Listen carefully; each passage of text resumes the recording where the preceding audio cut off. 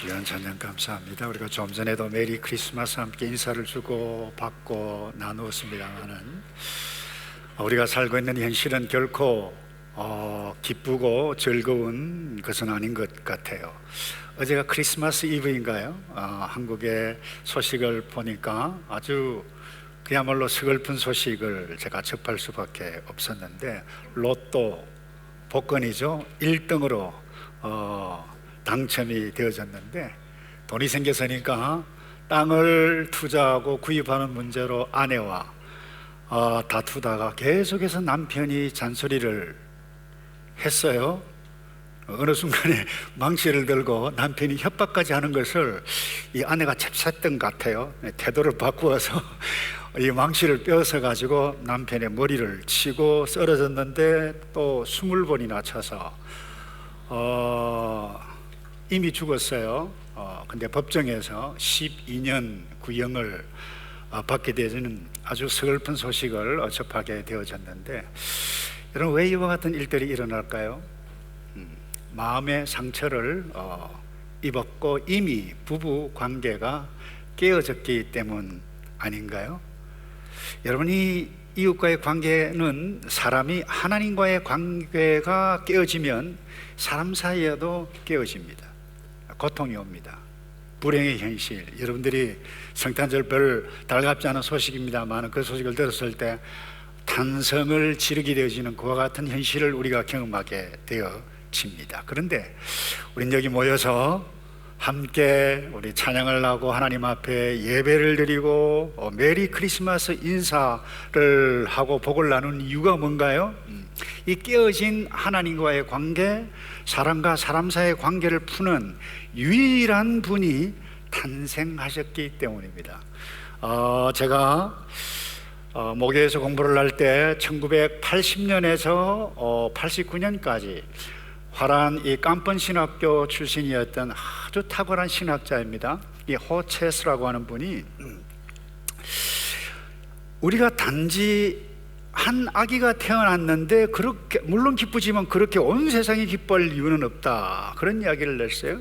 우리가 모두가 세상이 기뻐할 이유는 딱 한 가지인데, 그 아이가 왕으로 오신 아기인데, 이 사탄은 과거부터 지금까지 이 왕으로 오신 이 아기 예수보다 아기로 탄생하신 예수에 축하하고 여기에 초점을 두고 이 성탄의 본질을 흐리게 하는 이 일에, 조장을 하는 일에 너무 잘했는데, 이와 같은 일들이 우리에게 일어나면 이와 같은 비극들이 나타날 수 있다는 것입니다.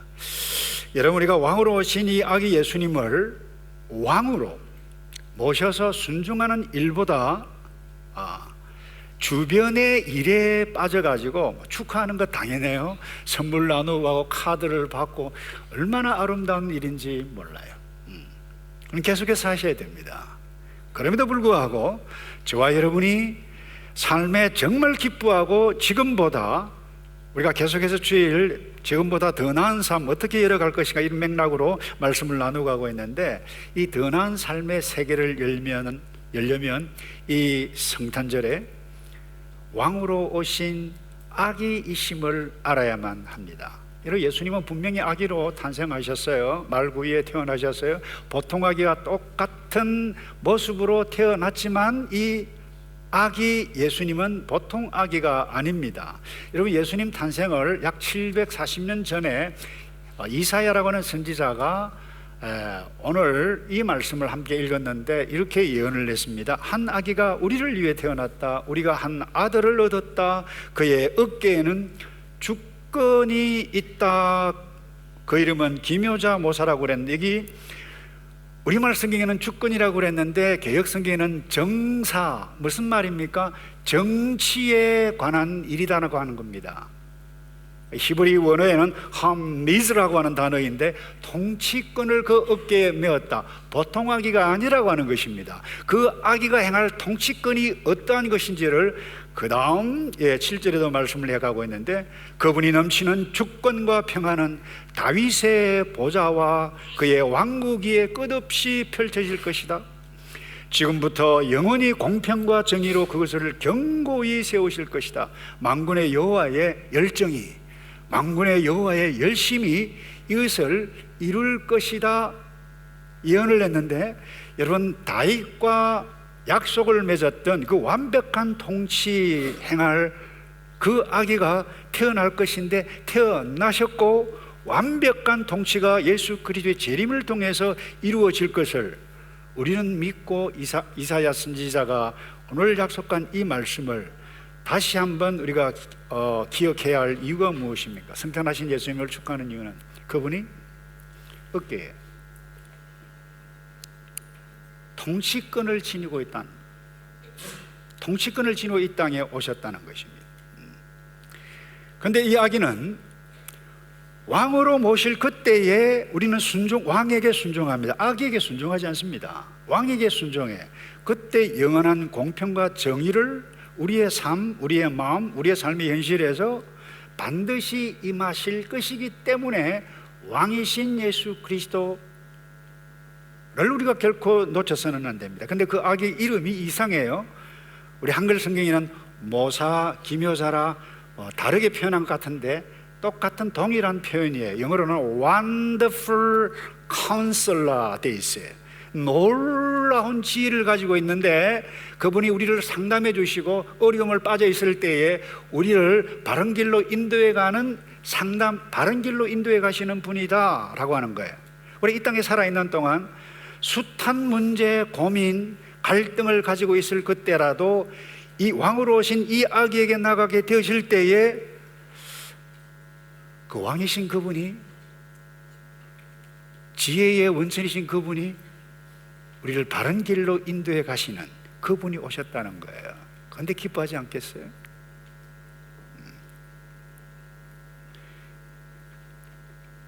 근데 지금 말이죠, 혹시 저와 여러분이 고통과 불행을 느끼면서 살아가고 있는 현실 가운데 있다라고 하면 우리 그분을 나의 지금 삶 가운데 왕으로 인정하고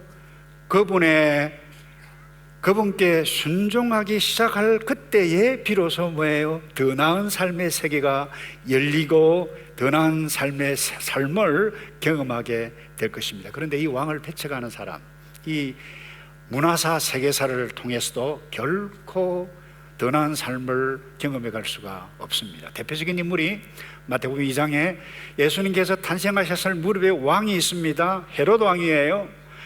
동방박사가 와서 왕이 태어났다라고 했을 때 내가 왕인데 누가 왕이야? 누가 나의 왕자를 넘나본단 말인가? 그분을 배척하고 그분을 죽이기까지 했던 그 헤롯 왕 어떻게 됐나요? 고통 가운데 죽었습니다. 오늘 우리도 마찬가지입니다. 내가 왕인데 누가 나를 이리라 저리라 하느냐? 여러분, 우리가 정신을 똑바로 차려서 오늘 2020년 이 성탄절에 헤롯 왕이 되어져서는 안 되는 것입니다. 내 인생 내 것이고 내가 왕인데 누가 나의 삶을 이래라 저래라 하느냐? 엄마도 누나도 형님도 아니야. 헤롯 왕과 같은 인생을 살아가고 있는 사람입니다. 반드시 고통이 임할 것입니다. 후회가 임할 것입니다. 헤롯 왕처럼. 그러니 첫 번째 우리가 나누어 가야 할 메시지는 이것입니다. 아기로 오셨지만 그분은 왕이세요. 왕으로 오신 예수 그리스도, 그분을 경배하고 그분을 왕으로 모실 그때에 새로운 세계가 열려요. 여러분, 성탄절 하면 등장하는 것이 동방박사 세 사람이잖아요. 왜요? 이방인임에도 불구하고 하나님께서 초자연적으로 별을 통해서 인도해 주셨는데 왕이신 그분에게 경배하고 영물을 드릴 그때에 하나님께서 놀랍게 생명의 위협으로부터 구하시고 다른 길로 인도해 가시는 그 같은 경험을 어제 했고, 오늘 이 아기 예수로 오셨지만 왕으로 오신 그분에게 경배하고 나의 모든 것을 내어놓고 그분을 존중하고 그분께 찬양을 하고 그분께 나의 마음을 올려드릴 그때의 더 나은 세계, 지금부터 반드시 열리고 그것을 경험하게 될 줄로 믿고 그렇게 살아가는 저와 여러분 되기를 축복합니다. 두 번째요, 여기 이사야 선지자가 평화의 왕, 평강의 왕이라 할 것임이니라 그렇게 말씀을 했는데, 여러분 대통령이죠. 지금 각국 대부분 미국을, 그리고 러시아를, 한국을 최고 통수권자 대통령이죠. 어제는 왕이었습니다. 근데 여러분, 오늘날 이 정치가이든 왕이든 대통령이든 그들이 추구하는 것이 무엇입니까? 권력을 쥐는 것입니다. 자기 자신의 왕국을 이루는 것입니다. 자기의 왕국을 고수하기 위해서 다른 사람을 교묘한 방법으로 죽이기까지 합니다. 덮어 씌워서 그야말로 더 이상 숨도 쉬지 못하도록 불화를 일으켜요. 살인까지 저지릅니다. 이것은 미국, 아프리카, 한국, 러시아 할 것 없이 마찬가지입니다. 그러나 여러분, 왕으로 오신 이 아기 예수님은 세상과 세상 모든 사람들에게 평화를 주시고 평강을 주시고 평강을 누리게 하신다라고 하는 이 사실을 이사야 선지자를 통해서 약속하셨고, 실제로 예수님께서 왕으로 태어나실 그때에 들에서 양을 치고 있던 이 목자들에게 놀라운 메시지, 그야말로 이들이 놀랐어요. 그러니까 갑자기 하늘에서 광채가, 밤인데 말이죠, 이들이 두려워했습니다. 그때 주의 천사가 외쳤던 메시지가 이것입니다. 누가복음 2장 10절입니다. 천사가 말했습니다. 두려워하지 말라. 내가 모든 백성에게 큰 기쁨이 될 좋은 소식을 너희에게 알려준다라고 그랬는데, 큰 기쁨의 소식이 어떤 소식인가요? 바로 누가복음 2장 14절 그 다음에요. 지극히 높은 곳에서는 하나님께 영광인데 땅에서는 하나님의 은혜, 하나님의 은총을 입은 사람들에게 뭐라고요? 평화로다 그랬어요. 자, 여러분, 예수님의 탄생이 왜 하늘에는 하나님께 영광이 됩니까? 그 이유가 무엇인지를 아시나요? 아시겠죠? 여러분, 로마서 3장 23절에 이렇게 말씀합니다. 하나님께 영광에 이르지 못했던 이유를 분명히 사도 바울이 말씀해 가고 있는데, 모든 사람이 그랬어요. 오늘 라율이가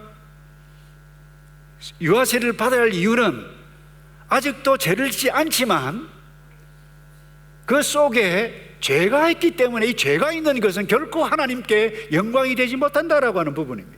우리 모두 마찬가지예요.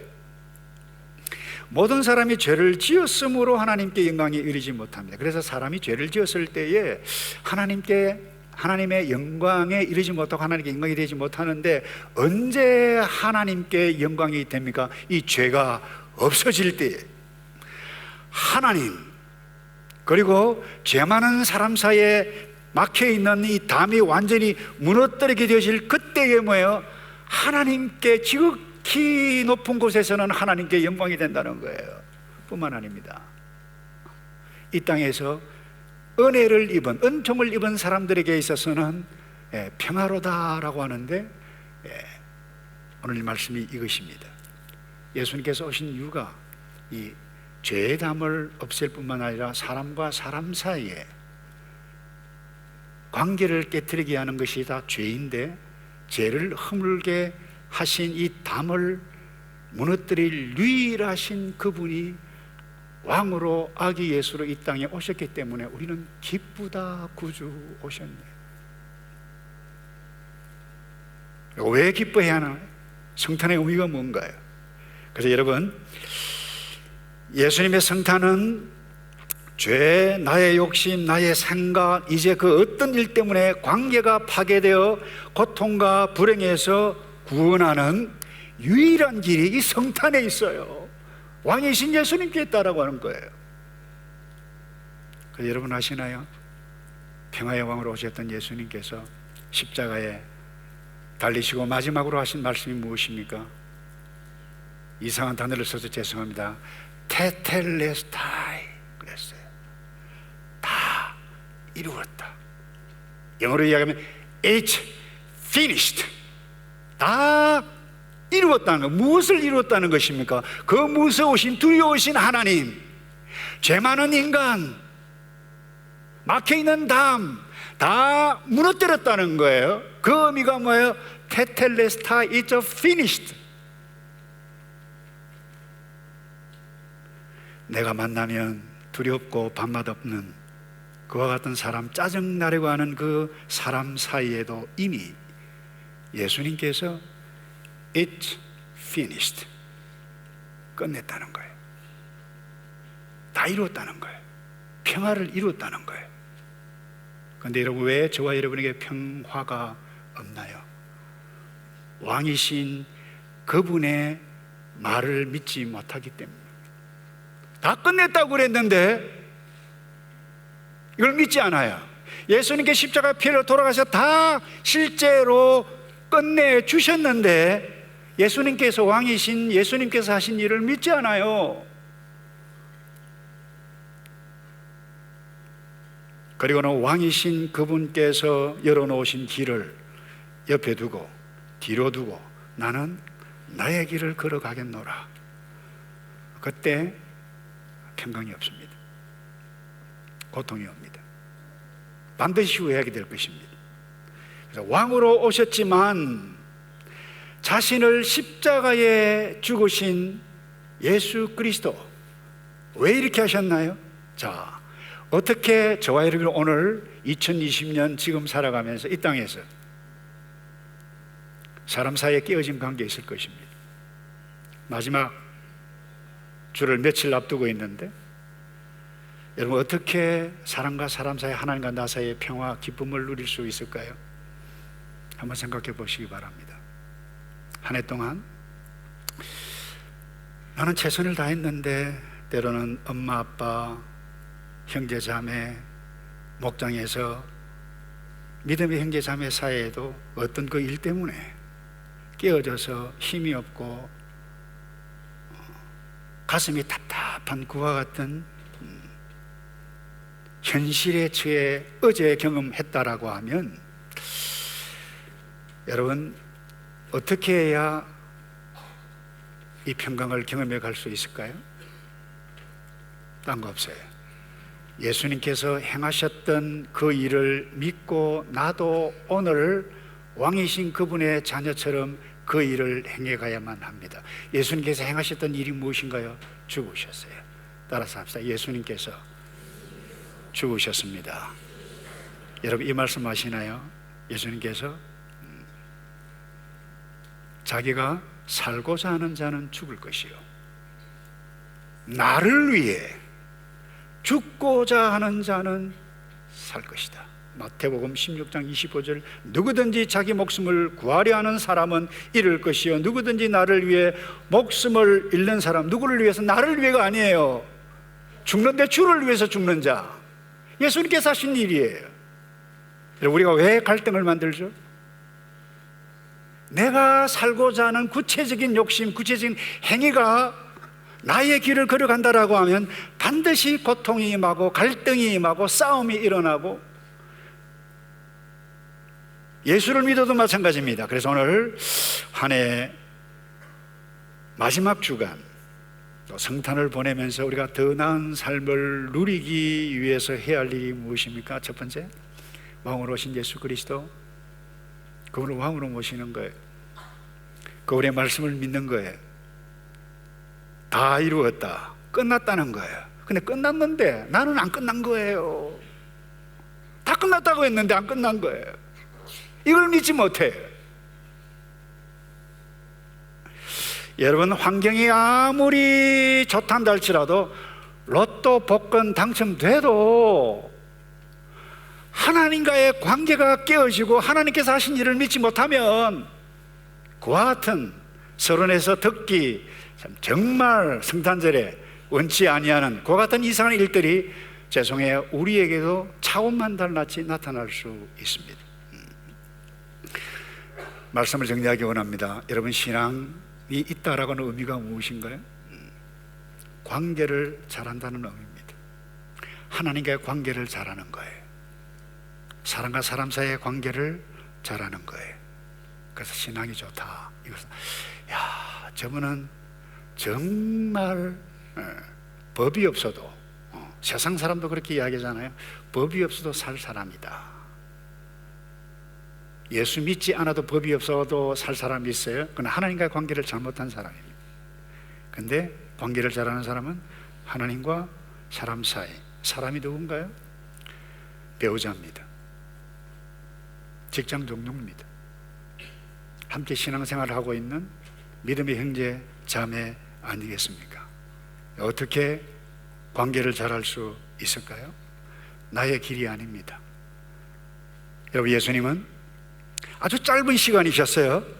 짧은 시간인데 완벽하신 하나님과 아버지 아들과의 관계가 불과 돌아가지고 3일 동안 암흑 가운데 있는 그 짧은 시간이었지만 그것이 그렇게도 싫어서 아버지여 할만하시거든 이 잔이 내게서 지나가게 없소서라고 그랬어요. 그러하지만 뭘 했나요? 내 뜻대로가 아니고 아버지의 뜻대로 이루어지기를 원합니다. 아버지께 순종하셨어요. 죽으셨어요. 모든 사람에게 평강의 길을 여셨어요. 여러분, 이 성탄절에 혹시 아직도 부모 자녀 사이에 깨어졌는데 그 어떤 일들로 인해서 연락도 제대로 안 하고 찾아뵙기도 힘들고 형제인데도 뭔가 석연치 않은 일 때문에 어떻게 이 일을 처리할까 고민하고 있는 분이 있나요? 아니, 신앙생활 함께 해가는데 그 어떤 일들로 인해서 그 사람만 보면 힘이 없고 두렵고 가깝게 가기 싫은 그와 같은 그것을 현실로 두고 있는 분이 있다라고 하면 여러분, 전화를 하시든지 카드를 쓰시든지 부모님께, 그분에게 죄송해요, 내가 마음고생을 하게 해서. 여러분, 이것이 구체적으로 성탄을 맞는 왕으로 오신 예수 그리스도를 모시고 그분께서 하신 말을 믿고 하신 일을 믿고 살아가는, 그래서 평강을 경험해가는, 복을 누려가야 할 당사자들이 누군가요? 저와 여러분인데 이 복을 누려가는 저와 여러분 되기를 주님의 이름으로 축복합니다. 기도하겠습니다.